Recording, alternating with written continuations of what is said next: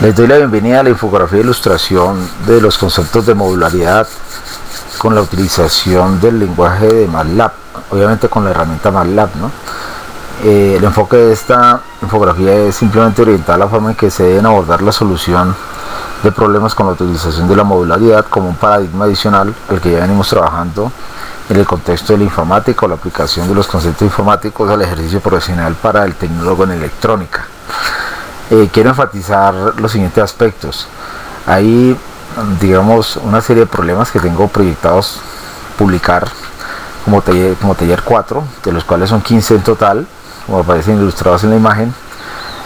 Como el concepto de modularidad aún no lo hemos abordado en el aula de clase, he decidido realizar esta infografía con el objeto de, primero que todo, dar unos conceptos de lo que hace referencia la modularidad y cómo se debe utilizar apropiadamente. El otro contexto es que he resuelto, obviamente por fuera de la infografía, como para ganar tiempo, he realizado la resolución de los numerales múltiplos de 3 de este taller, que en este caso serían 3, 6, 9, 12 y 15. Los voy a narrar y los colocaré en mi sitio web para que los puedan descargar, los puedan verificar. El objetivo central de este taller sería elaborar la solución de los siguientes problemas en MATLAB utilizando al menos una función. Todos los datos son numéricos enteros positivos. En caso de no afirmar lo contrario, no se pueden utilizar funciones especiales de biblioteca y únicamente se aceptan estructuras de arreglos. O sea, quedamos en el nivel de arreglos, que para un profesional en el ámbito de la ingeniería de la electrónica, ingeniería, tecnología o mecatrónica, pues les va a ser de mucha utilidad. Otro aspecto que quiero recalcar antes de iniciar es lo que hace referencia al documento, ¿no? Como lo leí inicialmente, deben desarrollar la siguiente actividad en grupos de 2 personas. He diseñado la solución de los 5 problemas numerados múltiplos de 3, por lo tanto quedarán 10 problemas por solucionar. No voy a centrar mi atención en la explicación de lo que se refiere a las condiciones como aparece anunciado en el documento. Lo que sí insisto es que las cumplan al pie de la letra y no estarán sujetos a alguna disminución en la nota por omitir alguna de ellas. Finalmente, aquí al final del documento pues añado unos aspectos relativos a las operaciones entre conjuntos, que es un muy buen ejercicio de los problemas que están planteados, son un muy buen ejercicio de poner en práctica con la utilización de la programación, ya sea modular o sin la utilización de la programación modular. Aquí estarían las 4 operaciones básicas de conjuntos: unión, intersección, complemento y diferencia. Bueno, eso con relación al documento propuesto, y el énfasis o el enfoque que le voy a dar a esta charla o a esta infografía es lo referente a la modularidad en el contexto del MATLAB, y adicional a eso pues añadir el contexto de los vectores o los arreglos, ¿no? La utilización de vectores y arreglos en formas de matrices o vectores. He querido retomar, voy a hacerlo de forma gradual, ¿sí? Y de forma gradual lo voy a hacer enfatizando, por ejemplo, en qué momento se sugiere la utilización de la modularidad. Aquí tengo en pantalla el taller número 3 de inducción elemental o inducción matemática, de los cuales yo resolví un número amplio de problemas. Obviamente los ilustré en clase con el análisis respectivo en diagrama de flujo, y en definitiva el documento figura en el sitio web matemáticaaplicada.info en la sección talleres para la asignatura informática de tecnología electrónica para la Universidad de Caldas. Entonces voy a asumir los aspectos relevantes del contexto de los programas, como se desarrollan sin la modularidad y cómo quedarían resueltos con modularidad, particularmente algunos de los casos que tengo previstos aquí. Por ejemplo, miremos este que se enumera 6. Calcule cuántos números de n dígitos son capicúas, ¿sí? ¿Cuántos números de n dígitos son capicúas? La parte de la solución que tengo descrita aquí la tengo desde 3 dígitos hasta 6 dígitos.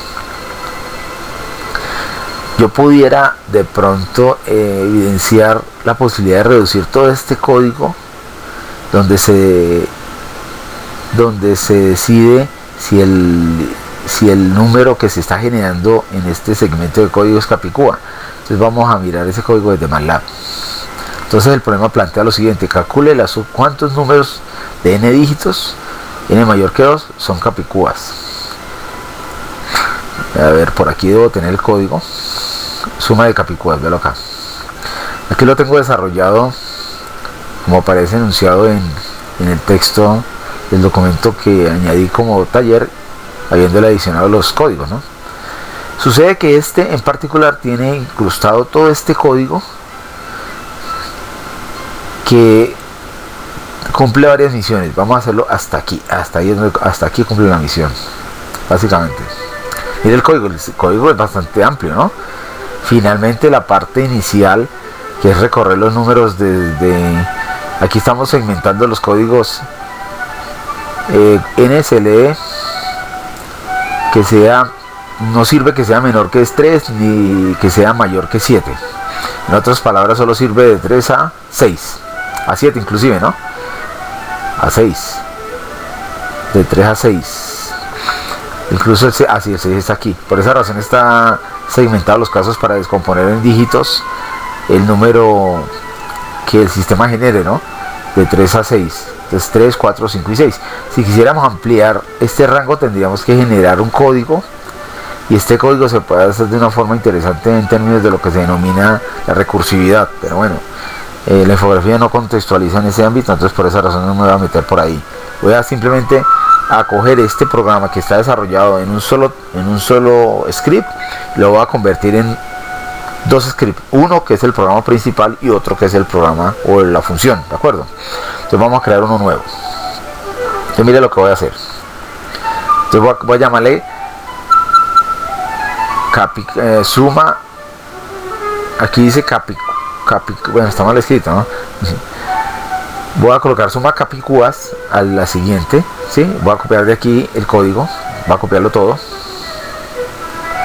como figura en la solución amplia general, y a este le voy a llamar suma Capicúas, ¿sí? Porque el otro está mal escrito, ¿no?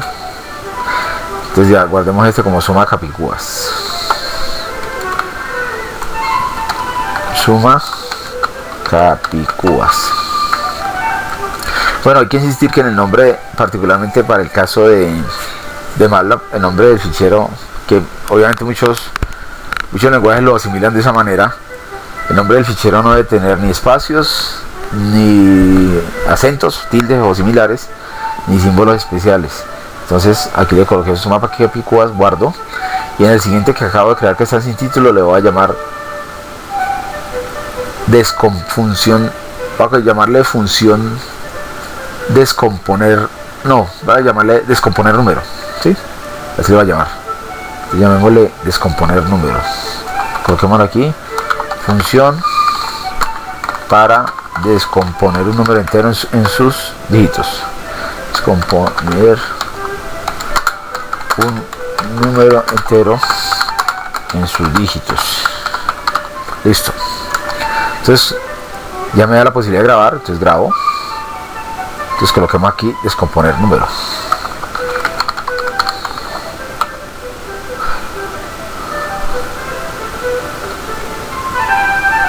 No quiero hacerlo antes, mire. No quiero saltarme esta apreciación que es una portal. Usted queda sin nombre, ¿no? Entonces, ¿qué voy a hacer? Voy a coger una de las funciones que tengo por acá, que ya tengo redactadas para que veamos la estructura, ¿sí?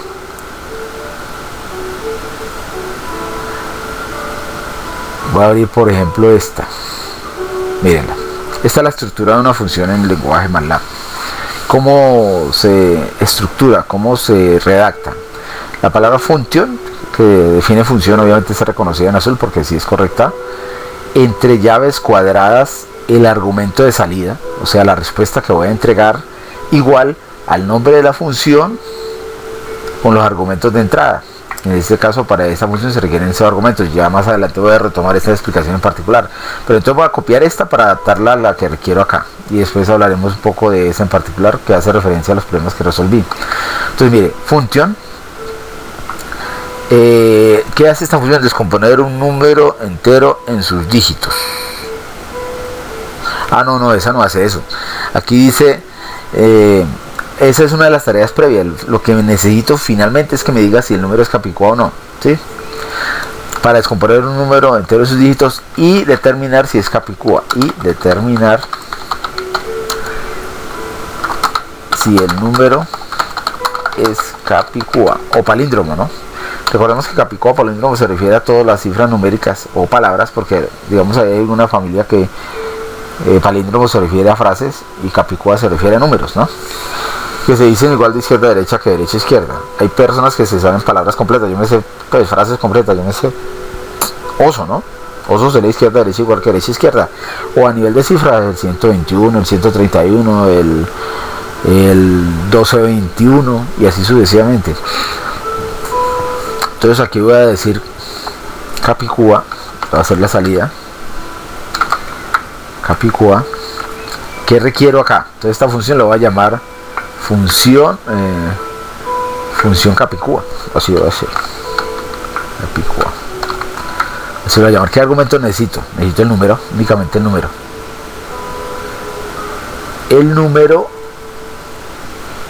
Necesito el número.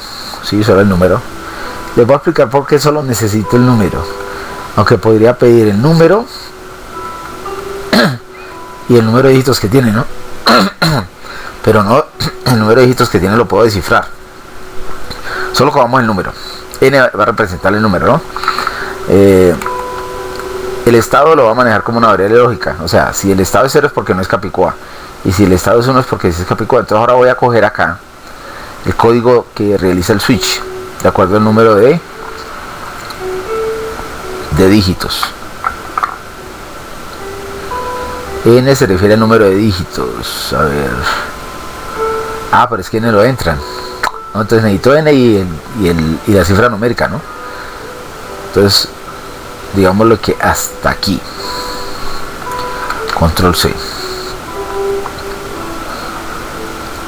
Entonces vamos a colocar acá, ponemos todo esto. Colocamos el código ahí. Pues este switch quedó mal identado, hay que identado bien. Entonces miremos que necesito el número, voy a colocarle mnemotecnia, ¿no? El número y los dígitos, ¿sí? Los dígitos pues los dan, digamos que en este caso no tengo la opción de poderlos deducir, pero pudiera deducirlos con logaritmos para poderlos obtener, pero no. Ahora, dentro del código que tengo acá, el i se refiere a número y el n se refiere a dígitos. Entonces cambiamos esta variable por dígitos. El n interviene en otra cosa, así por aquí está. Cambiamos n por dígitos. La mnemotecnia es fundamental. Ojalá pudiera uno desarrollar todo mnemotécnicamente para cuando tenga que retomar el código del programa lo comprende de una manera más rápida, ¿no? Bueno, ese es el número de dígitos. Y lo que dígitos, y lo que se refiere al número, a la cifra numérica que voy a evaluar, se está refiriendo a la letra I aquí. Entonces lo voy a cambiar en todas las operaciones o de todas las líneas donde se realizan operaciones con ese identificador.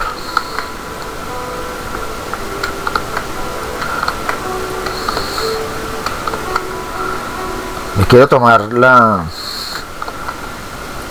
tarea de desarrollarlo así, pausada y gradualmente, para que comprendan los alcances que tiene el modelo. Bueno, ya, aquí estarían involucrados todos. Aquí me está diciendo que indicador igual 1 no existe, que no está utilizado. Entonces le voy a decir indicador 0, para mí va a indicar que no es capicúa, o sea que no cumple estos criterios de decisión. Ya lo voy a ilustrar, lo voy a explicar.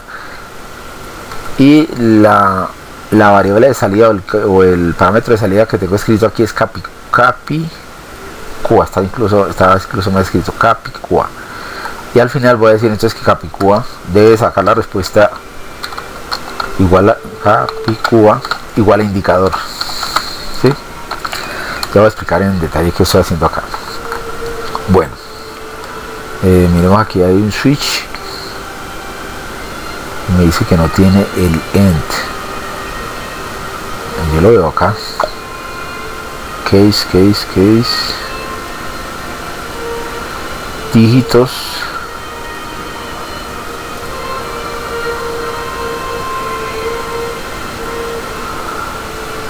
Ahí, bueno, ahorita lo podemos a prueba. Expliquemos. Primero expliquemos el que está desarrollado ya. ¿Qué es el que está desarrollado? Pues en primera instancia lo que realiza es leer un n que representa el número de dígitos que van a tener las cifras numéricas que voy a verificar para poder encontrar el número de capicúas que se encuentran alojados en esos dígitos, en las cifras de esos dígitos. Un ejemplo, corrámoslo.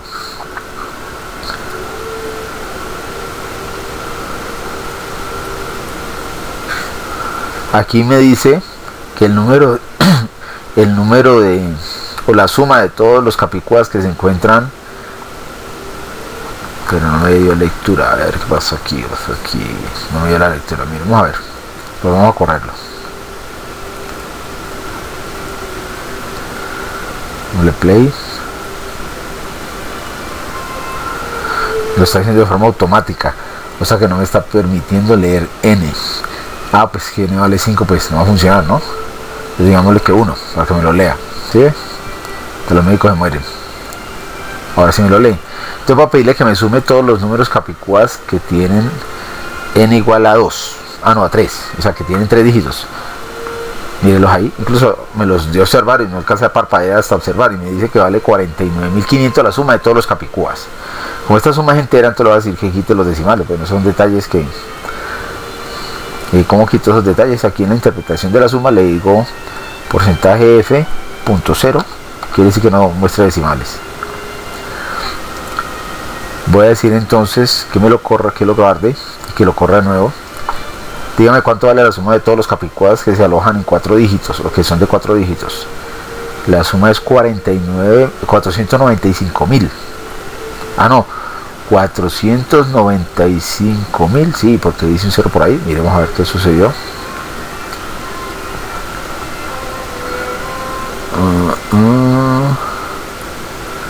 Suma igual a suma punto 0. No tiene por qué mostrar el 0 ahí. Bueno, miremos cuánto suman los capicúas de 5 dígitos. Bueno, aquí hay un 0 inexacto en la interpretación de la cifra, ¿no? Me dice que vale 49.500.000, ¿no? Aquí estaría 49.500.000. Aquí podemos observar algo interesante. Bueno, es un hallazgo que nunca había percibido yo, ¿no? Vamos a verificarlo, miren. Los capicúas, y voy a decirle al programa que me reciba hasta grado 2, digo hasta 2. Entonces miremos cuánto suman los capicúas de 2 dígitos. Dice que no. Miremos qué pasó. Bueno, pues si no lo he codificado acá, codifiquemos lo que no tiene mucho complique.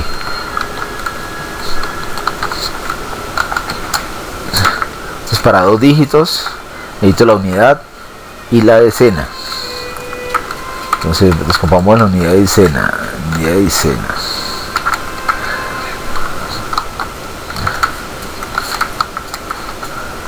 Este sería dividido 10. Listo, unidad de decena. Y acá en el comparativo añado ese.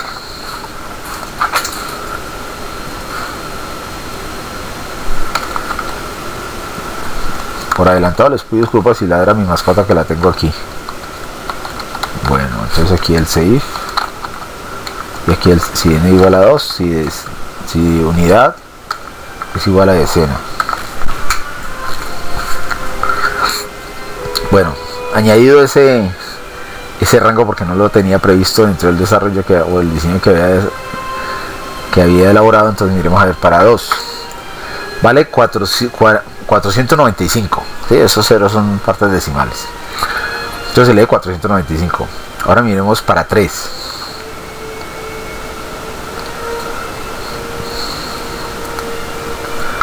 Entonces vengo de 495. Este vale, le agregó 2 ceros, 49.500. O sea que el siguiente, este es para 3. 49.500 suman todos los capicúas que hay alojados en 3 dígitos. Miremos entonces para 4 dígitos. Si sigue el comportamiento, le agregaría 2 ceros más, que sería en total 4.950.000. Vamos a ver si es verdad. Para 4 dígitos. 4.950.000, 495.000. No, le agregó un 0 nomás. Pero mire que está relacionado, ¿no? Yo no sabía, pues no había caído en cuenta de eso, me parece curioso. Bueno, esa es una observación adicional al contexto en el cual estoy desarrollando la infografía. Bueno, comprendido que el programa funciona correctamente, ahora comparamos su funcionalidad con el que ya tenemos desarrollado en un solo programa, ¿no? En un solo script. Entonces, ¿qué voy a hacer acá o qué he hecho acá en particular? He copiado el mismo, incluso copiámoslo igual. He copiado el mismo, pues ahorita añado el D2, le coloco aquí 0 y le coloco, 0 es para qué, para que pueda ingresar al mientras, ¿no? De lo contrario no ingresaría, con 5 no ingresa. Le coloco aquí el D2, bueno ahorita le coloco aquí 2, o sea que me analice desde 2 dígitos, que a partir de 2 dígitos es que coexisten los capicuas. De un dígito no hay ningún sentido de poder calificar una cifra como capicúa. Y voy a retomar esta copia de estos, de estos, para poder ganarme ese pedacito del cálculo del de 2 dígitos, y lo voy a copiar en la función que acabé de desarrollar. Mirémoslo, acá está, aquí. Ok, ahí está el dedo, ¿no? Ay, perdí todo esto. Bueno, no me interesa hacerlo así. Voy a hacer mejor el trabajo de añadir el D2, el de 2 dígitos. Aquí tengo solo unidad y decena. Este video ya listo. Y aquí en la decisión, cuando verifique que cuando tiene 2 dígitos, para que sea capicúa, la unidad debe ser igual a la decena. ¿Listo? Bueno, entonces volvamos a retomar la explicación. Aquí tengo el script del cual voy a hacer uso para la utilización de la función que tengo redactada acá. Incluso no lo he grabado, cuando uno lo grabe, él va a grabarlo con el nombre que tenga la función acá al lado derecho. Observen lo siguiente, voy a decir grabar. Mire que él me va a proponer que llame función capicúa. Debe llamarse exactamente como aparece esa palabra ahí. Miren, función capicúa, ¿no? Llamémosle guardar.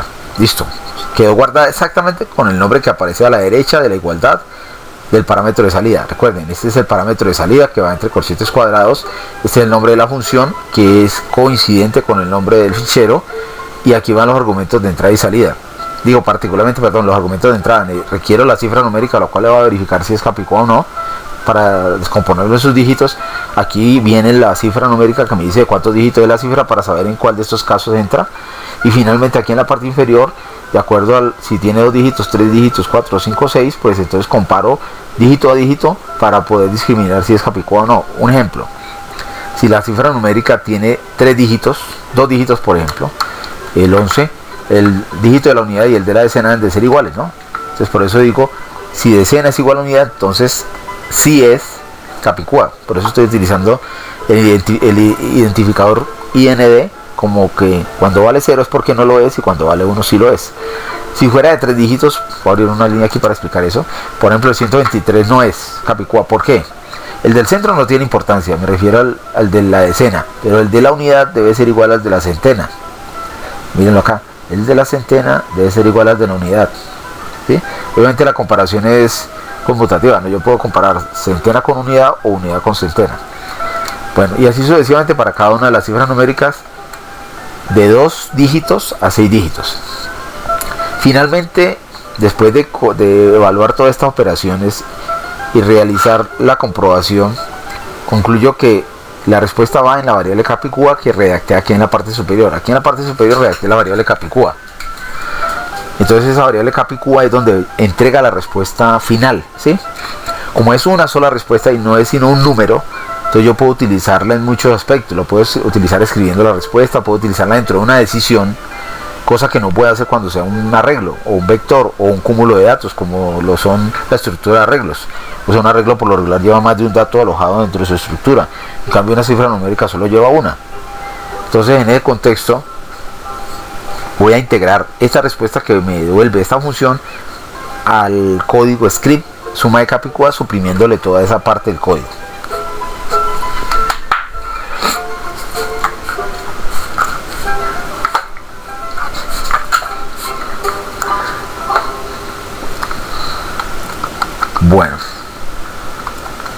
Entonces me regreso acá y suprimo toda esa parte del código. Toda esta parte. Mire todo lo que me gano. Hasta aquí. Aquí es donde realmente estoy tomando la decisión, en esta estructura de decisión, pero ya no comparo indicador, sino comparo esta función. Entonces ojo lo siguiente, cojo la función completa con los parámetros y la reemplazo aquí. Este es el indicador que anteriormente realizaba la labor. Ahorita simplemente llamo la función. Función Capicúa, ¿qué número voy a entregar? Voy a entregar el número i. ¿De cuántos dígitos? De n dígitos. Vean, ya entro en contexto con el programa principal que tiene alojada la información de llamado. Contextualicémonos. Y para este programa es el valor numérico del índice de este for, que recorre desde el primer término de n dígitos hasta el último término de n dígitos con este artificio matemático.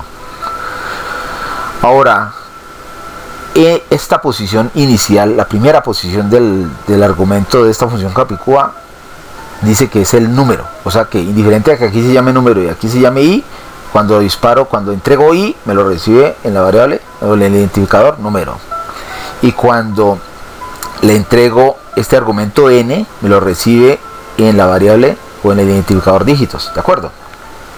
Entonces, después de que él va y realiza la labor, me devuelve una respuesta que puede ser 1 o 0, y si es 1 es porque sí es Capicúa, y si no es 1 no es Capicúa. Entonces vamos a comprobar el funcionamiento. Grabemos aquí. Voy a comprobarlo con el que está en un solo programa, que esa es la perspectiva, ¿no? Si uno desagrega o quiere redactar un programa o empezar en esa tarea de aprender a utilizar modularidad, entonces uno primero lo hace en un solo script y después hace lo que yo acabo de realizar, ¿no? Que he venido narrando. En un script principal desarrolla la actividad de lectura y la decisión, y en un script complementario en función realiza los procesos que conducen a esa decisión, como para el caso particular de este. En este caso solo entrega una respuesta, o sí o no, o un 0 o un 1, como lo he planteado así, ¿no? Dentro del código. Entonces corramos este y digamos, por ejemplo, verificamos el de 3. El de 3 da 49.500, ¿ok? Ahora vayamos al otro script, que es el uno, ¿cuál corre? El principal, ¿no? Que es el que llama la función. Entonces voy a correr el principal. Recuerda que da 49.500, ¿no? Volvamos a mirarlo acá. Mire, 49.500. Voy a correr entonces el suma Capicúas, que es el script que llama la función Capicúa con argumentos i y n. Entonces le digo 3, 49.500. ¿Estamos de acuerdo?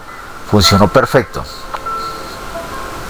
Entonces, a eso se denomina la supresión de acciones repetitivas, y de pronto en esta no se percibe tanto, a pesar de que sí, de tener, vamos a hacer un comparativo, de tener un total de 55 líneas a un total de 16 líneas, la supresión de líneas es bastante significativa. Se hace mucho más flexible y eficiente utilizar funciones por una razón muy sencilla, y es que la función puede servir para otra cantidad de posibilidades que tengan que ver con Capicúas en el rango de 2 a 6 dígitos, ¿no?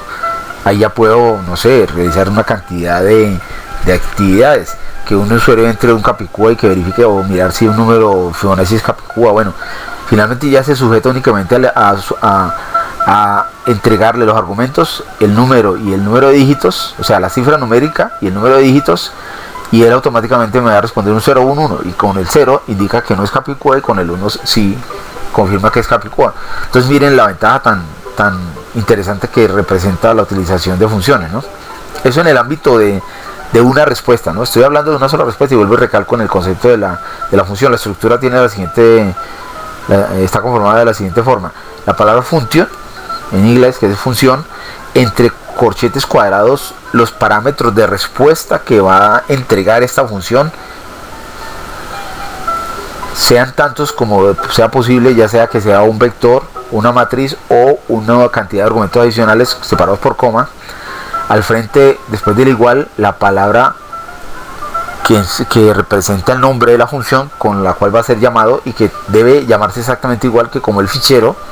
La función la llamé aquí función Capicúa, el fichero se llama función Capicúa, y cuando estoy en el programa principal debo llamarlo como función Capicúa con los argumentos. Finalmente, en la estructura de la función, al frente del nombre de la función debe ir los argumentos que necesita esa función para poder enviar esta respuesta. ¿Qué necesito?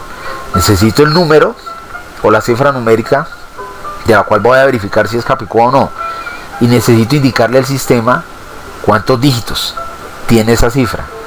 Ahora, recalco un aspecto importante, y es que aquí podríamos quitar este argumento, no sería tan necesario.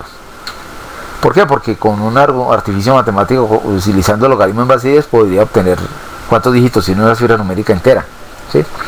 Pero bueno, ese no es el contexto del problema, pero ahí les dejo esa inquietud. Finalmente, cuando va a responder cuando va a entregar esta respuesta, yo utilizo en el interior del código pues las estructuras algorítmicas necesarias para obtener la respuesta que espero, con la información de entrada o la información entregada por la petición de datos, ¿no?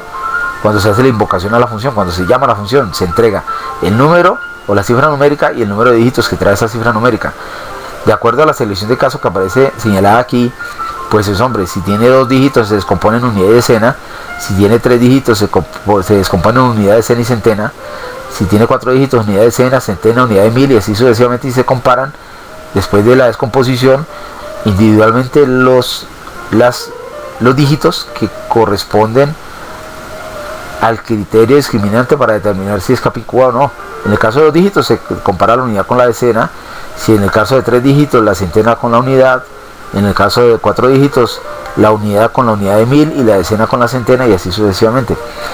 Esta estructura de decisión if else if me responde o me cambia el valor de este indicador. El indicador nace en 0, y si cumple una de estas condiciones, obviamente comparativamente dependiendo del número de dígitos que tenga la cifra, pasará a 1. Si pasa a 1 o se queda en 0, la respuesta va en IND y se la entrego a ¿quién? A capicúa. ¿Y cómo sé que es capicúa? Hombre, esta es la respuesta que yo he parametrizado en la creación de la función que tengo acá arriba.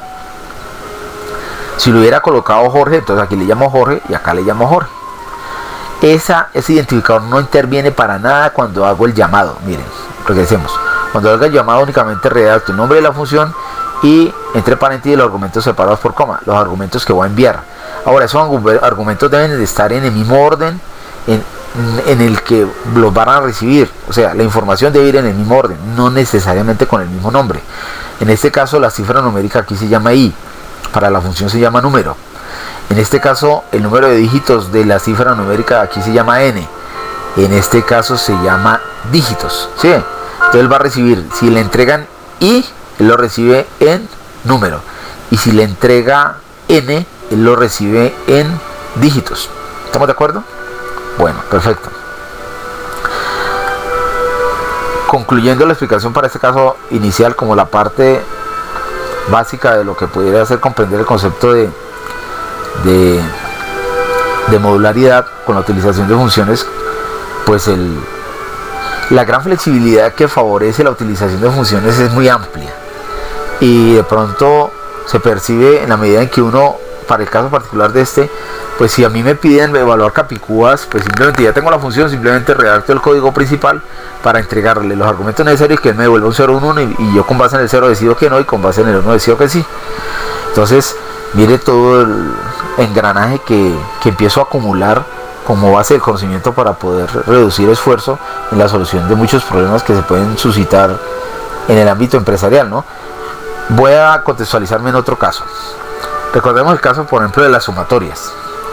Yo tengo una ilustración acá. Tenemos ese entonces ya concluido. Cerrémoslo acá, cerrémoslo acá. Cambios, sí. Bueno, yo no sabía que había subido cambios. Y cerrémoslo acá. Entonces voy a hablar de suma x y de vector x. Perfecto. Y llamemos suma x. Miren, lo voy a contextualizar. Aquí tengo un programa principal que le llamé vector x, y tengo una función que llama suma x. Obviamente, solo con observar el nombre de la función como el script, veo que la función también se debe llamar igual, ¿no? Suma x. Entonces observemos qué sucede. Aquí, ¿qué he querido plantear aquí? Aquí he querido plantear que me lea n, el número de elementos de un arreglo vectorial, y aquí en este segmento, en este for, me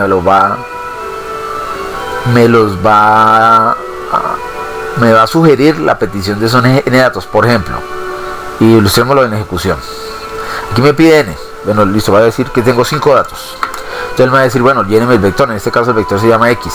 ¿Cuál es la primera posición del vector x1? Entonces le digo que es, va a utilizar los números del 1 al 5. El primero es el 1, el segundo el 2, el tercero el 3, el cuarto el 4, el 5 el 5. Listo. Cuando termina me entrega suma x2. ¿Qué quise hacer ahí? Y ojo que lo hizo con una sola función. Me envió dos respuestas. Aquí me suma todos los... ¿Cuánto es 1, 2? 3 y 3, 6 y 4, 10 y 5, 15. Perfecto. ¿Y cuánto da la suma de los x al cuadrado? 1 al cuadrado da 1, más 4 daría 5, más 9 daría 14, más 16 daría 30, más 25 daría 55. Ahí están. Entonces retomemos el código para que desarrollemos la explicación. Bueno, en este segmento de código pues está la estructura mientras, con el objetivo de que me den el número de elementos de un vector que sea necesariamente superior a 0, ¿no? No me sirve menor o igual a 0. En este sector del código, que utilizo una estructura para que va de 1 a n, leo los elementos de ese vector, ¿sí? En este momento el vector tendrá n elementos y me pedirá 20 elementos y los alojo en un vector de posición que llama x y que tiene índice i. O sea, x1, x2, x3, x4, así sucesivamente. Aquí hago el llamado de la función. Ojo que ya el llamado de la función ya me devuelve dos parámetros. Por esa razón ya no puedo redactarla como una sola respuesta, sino que me toca llave abierta, el nombre que le quiero dar, ojo, que aquí también lo puedo manipular a mi antojo, el nombre que le quiero dar al primer parámetro cuando lo reciba y el nombre que le quiero dar al segundo parámetro cuando lo reciba. En este caso le quise dar el mismo nombre, miren, suma x, suma x2, ¿de acuerdo? Ahora, el nombre de la función y qué argumentos necesita. El nombre de la función dice, hombre, necesito el número de elementos del vector y necesito el vector. Entonces el número de elementos va en el identificador n y el contenido de los elementos del vector o el vector va en la variable x. Entonces él lo asume como variables y lo recibe en ese orden, n y x. Miremos a ver cómo lo recibe acá. Coincidencialmente los coloqué igual, ¿no? N y x. Entonces n y x. ¿Sí? Entonces, al interior de la función tengo la estructura que ya mencioné. Como ya son dos respuestas las que entrega, ya no puedo, digamos, decir escríbamelas de una. ¿Por qué? Porque lo primero que tengo que hacer es crear una línea de código donde él haga la invocación de la función. Él me va a alojar las respuestas en cada parámetro y posteriormente ya puedo hacer la escritura. ¿De acuerdo? Puedo escribirlas. Entonces, retomando el concepto, cuando leo ¿cuántos elementos tiene? Tiene 5 elementos. Leo los 5 elementos. 1, 2, 3, 4, 5. Entonces aquí dice que va a recibir suma x y suma x cuadrado de lo que me responda esta función suma x, alimentándole 5 elementos y n igual 5 y los 5 elementos en x. Viene acá suma x, entonces lo recibe y viene aquí, redacto un for que va de 1 hasta n.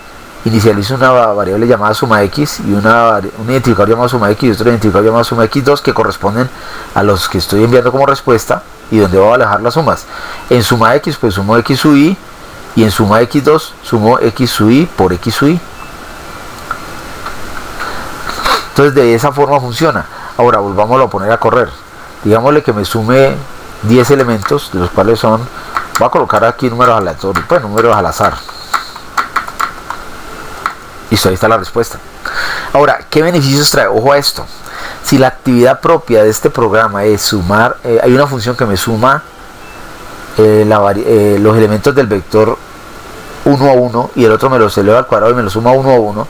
Eso conduce a que yo pueda utilizarlo más adelante como una respuesta digamos, a la solución de lo que hicimos como modelos numéricos, modelos matemáticos 2. Miren, aquí se requiere un vector de n elementos y sumo los n elementos y calculo x. Un vector que suma los x cuadrado. Entonces, por ejemplo, para poder completar esta en particular, que sería la correlación, tendría que crear una función, o sea, otra que me lea los y porque igual tiene n elementos y después que me calcule, por ejemplo, el factor de correlación. Voy a calcular miren, que no lo he hecho. Entonces aquí, ¿qué me falta en el código que tengo? Que lea y, ¿no? O sea, que lea la pareja XY. Entonces voy a hacerlo alternativo XY. Vamos al código. Entonces, ¿qué vamos a hacer aquí? Vamos a redactar la solución para que me calcule el factor de correlación de unas parejas de datos, de n parejas de datos. Entonces, como aquí solo lo tengo para x, voy a redactarlo para y. N se refiere entonces al número de parejas de datos. Entonces cambiémosle n por número de parejas de datos. Número de parejas de datos. Voy a crear entonces, aquí creé la lectura de x y voy a crear la lectura de y en el mismo for. Simplemente copio este código, le digo y aquí leo y. O sea que me va a leer x1, y1, x2, y2. Perfecto. Ahora, resulta que aquí necesito que me entregue todas las respuestas en un solo paso. Mire lo que va a pedir. Vamos a primero modificar la función y después venimos a redactar el ajuste acá en el programa principal. La función me va a hacer suma x cuadrado, suma y cuadrado y suma xy. Entonces añadamos estas dos. Bueno, entonces conformemos. Vamos a hacerlo gradualmente. Suma x, suma y, suma xy, suma x cuadrado y suma y cuadrado. Ahí estarían las 5 sumatorias que requiero yo para evaluar el factor de correlación. ¿Se observan? ¿Sí? Y comprobemos cuáles son. Son 5, ¿no? Suma x, suma y, suma xy, suma x cuadrado y suma y cuadrado. Bueno, ahí me está enviando mensajes de que está incorrecto, pero bueno, ya lo vamos a ajustar. Entonces me necesito suma x, suma y, suma xy, suma x cuadrado, suma y cuadrado. Coincidencialmente, como está redactada la tabla ilustrativa acá. Ahora debo redactar esta expresión matemática. ¿Sí? Entonces digamos que ahí podría decirle, hombre, calcúleme la suma si yo aparte calculo el factor de correlación, pero no, hagámoslo gradualmente. Primero digámosle que me calcule las sumas individuales para que vean el efecto. Entonces vengo aquí e inicializo esos identificadores. Entonces sería suma x, suma y, suma xy, suma x cuadrado y suma y cuadrado. Sí, esos identificadores acumulativos arrancan en 0, ¿no? Ahora, este se suprime porque me está diciendo que está repetido. Aquí ahora calculo las multiplicaciones correspondientes. Son 5, ¿no? Entonces suma x, suma y, suma x cuadrado, suma xy, suma x cuadrado, suma y cuadrado. Ahora vengo que suma x, suma y sería suma y más y su y. Aquí sería suma xy.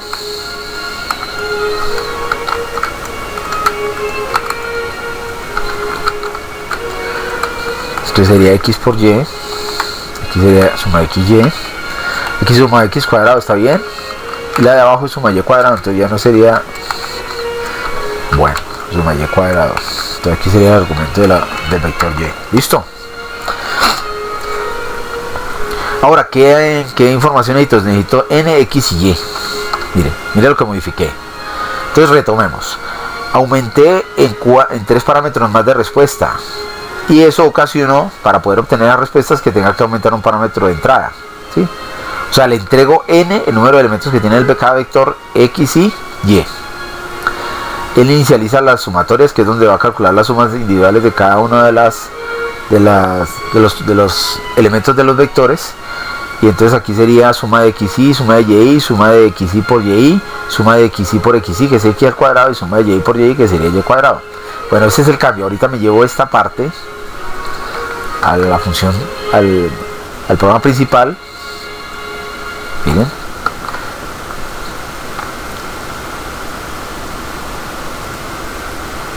Le coloco el punto y coma. Listo. Ahora, aquí ya puedo escribir la suma. Miremos que nos la entregue. Entonces debo escribir 5.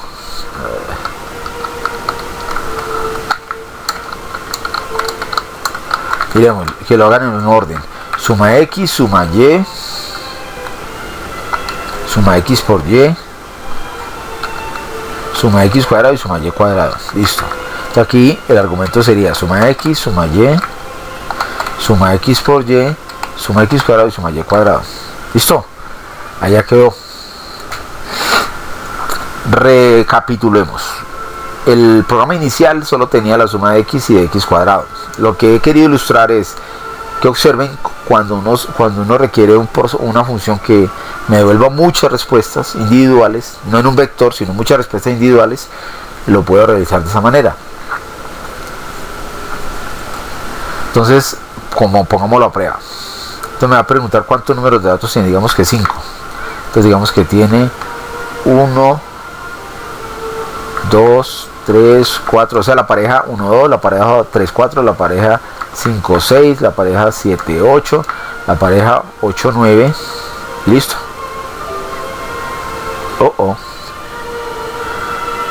Habla de los argumentos. A ver si es que tengo error ahí.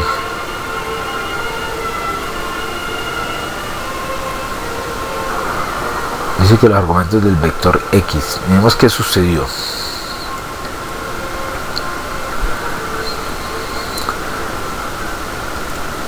X sub y, y sub i.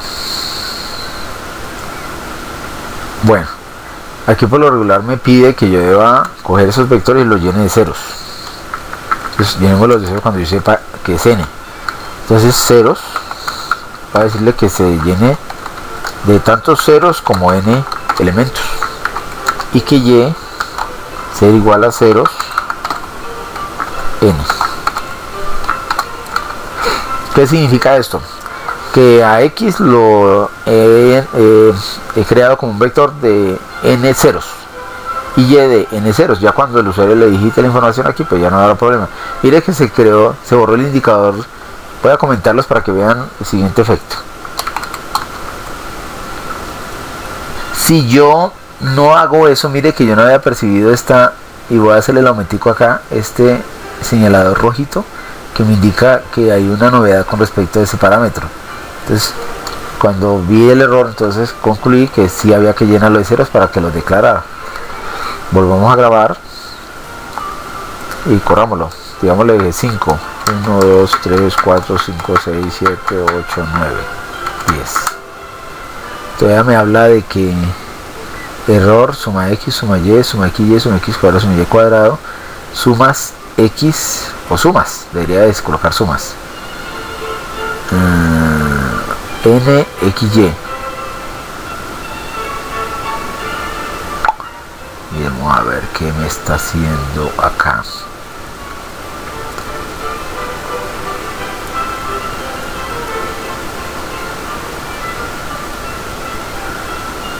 Suma x, suma y, suma x, y, suma x cuadrado.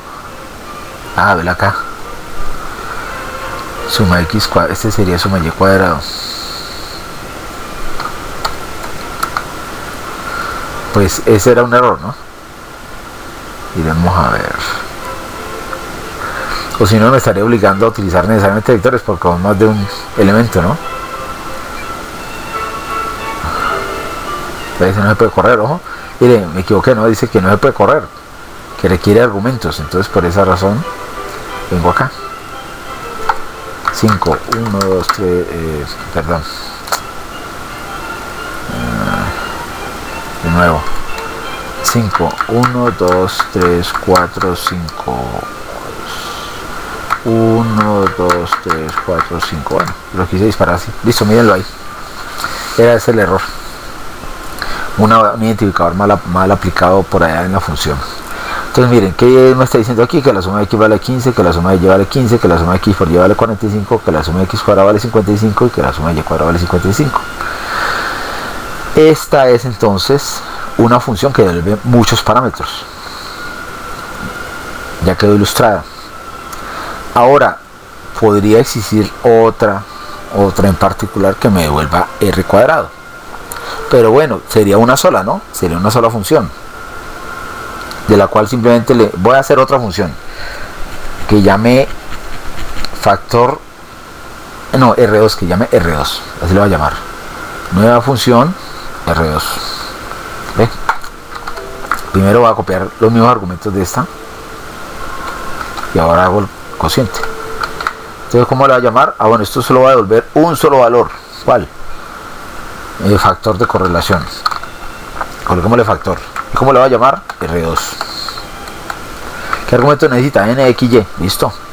Necesito todas estas sumas. Y finalmente necesito la expresión matemática que lleva el factor de correlación. Velo acá. Entonces arriba es N por sumatorio de X, Y. Vamos a disminuir la altura. Voy a disminuir la altura acá para poder redactar la función ahí paralela a lo que observe abajo. Vamos a aumentar un poco más la altura. Exacto. Entonces aquí diría que R2, bueno, factor, que sería la respuesta que va a entregar, es igual a paréntesis N, que ya lo tengo ahí, por suma XY menos suma X por suma Y dividido SQRT, que es raíz cuadrada, que ahí está, ¿sí? Raíz cuadrada de dos argumentos, N por suma X cuadrado menos suma X por suma X por N por suma Y cuadrado menos suma Y por suma Y. Listo. Ahí está, punto y coma. Ahí me está devolviendo el factor de correlación. Entonces sumémosle esa tarea. Entonces miren, se va a llamar R2M.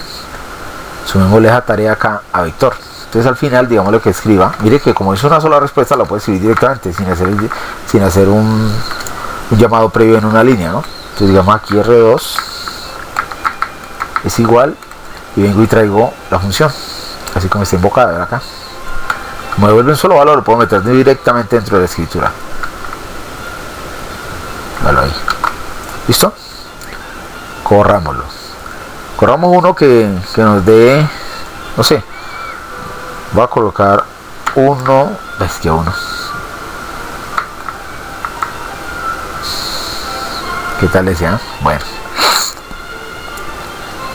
no he condicionado bien eso no puede tener, vamos a condicionar lo que no puede ser menor o igual a, no puede ser menor que 4, menor que 5, menor que 4, pues puede ser 5, ¿no? Ya estamos en el contexto de la correlación, ya no es cualquier cantidad. Entonces digámosles que 5, 1, 2, 3, 4, 5, 6, 7, 8, 9, 11. ¿Ya? Un factor de correlación 0.995893. Muy bien. Porque yo así casi da 1, ¿no? Porque le cambié este último, ¿no? Porque no le iba a dar de plano una línea recta. El dato que está desenfocado es este, que lo hice arbitrariamente. Observen el alcance, ¿no? Es bien interesante. Y aquí ya estoy manipulando vectores. Aquí ya estoy manipulando vectores y lo estoy entregando a dos funciones diferentes. Una función que devuelve varios parámetros de respuesta individuales como valores, o en su defecto resuelve, ¿sí? Devuelve un parámetro en una escritura o en una decisión, como lo hice en el caso anterior. Acumulativamente, todos los problemas que he resuelto en el contexto del taller, los múltiplos de 3 tienen un componente similar a este y un alcance muy interesante. Voy a resolver el último, que hace referencia, por ejemplo, al teorema del binomio. En el teorema del binomio se hace necesario calcular 3 factoriales, ¿sí? Recordemos el documento que tengo acá. Maximicemos este, que ya no lo tengo y quiero reducido. Entonces miremos aquí el teorema del binomio, creo que está por acá. Sí, está por acá abajo. ¿Qué hace en el teorema del binomio? Veámoslo acá. El teorema del binomio, dentro de su composición, tiene 3 factoriales. Mírenlo acá. ¿Y a qué hace referencia el factorial? Obviamente lo que estamos tratando de indagar es simplemente el coeficiente del teorema del binomio, ¿no? Entonces mire que aquí hay un código de factorial que es para n, otro factorial para n-1 y otro factorial para m. Entonces son 3 segmentos de factorial, todo eso lo puedo reducir en uno solo. Entonces vamos a llamar ese, en una sola función. Grabemos todo esto, que de pronto no haya quedado pendiente de grabar. Listo. Quitemos todo esto, señores, y entremos a teorema del binomio. Por aquí debe estar.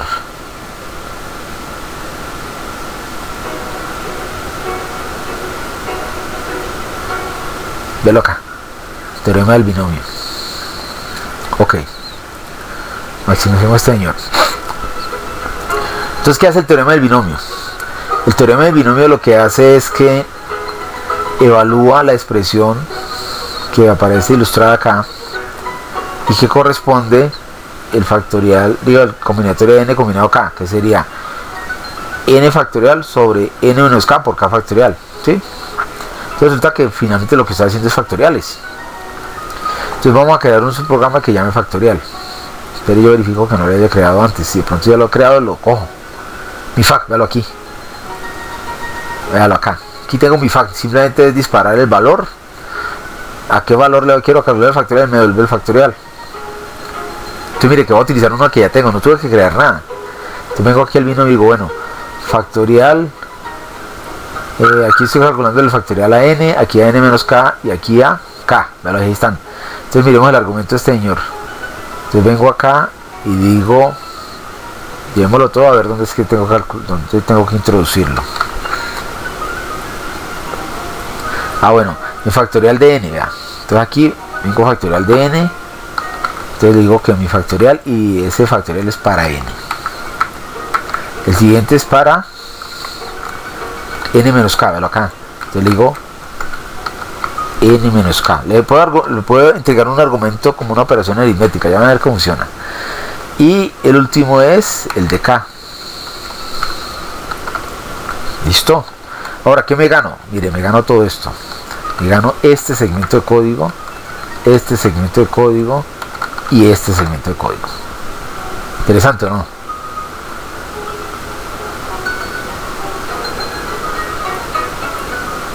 Guardemos. Bueno, ya lo modifiqué, ¿no? Pero bueno, finalmente en el código está escrito como quedó redactado inicialmente.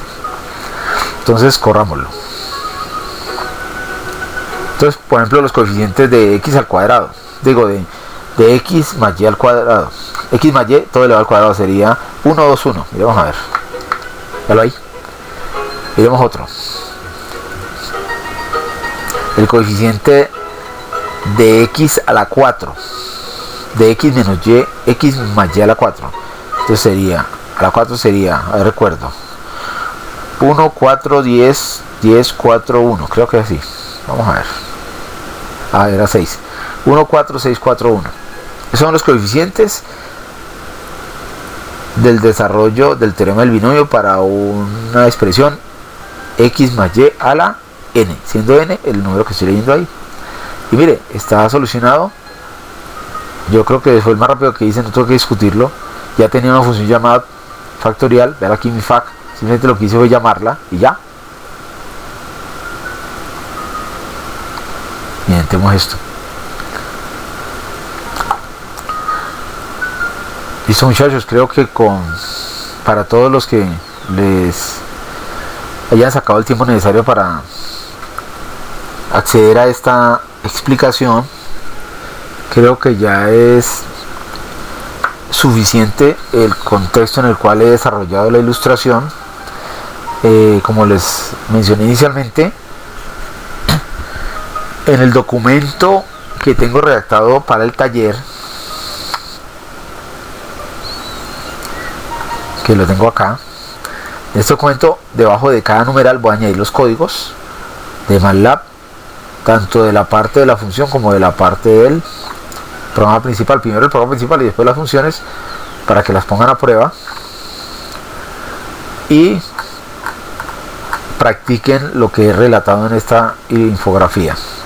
Lo fundamental es que les sirva de un aporte en la elaboración y solución de los problemas que les queda pendientes para entregar como taller. Estaré atento a sus inquietudes. Saben que el canal de comunicación es matemáticaaplicada.info para el común de las personas que no tengan acceso directo a las capacitaciones en el aula de clase, y para los alumnos pues el correo personal o el correo institucional. Les agradezco mucho su atención, estaré atento a sus inquietudes. Muchas gracias.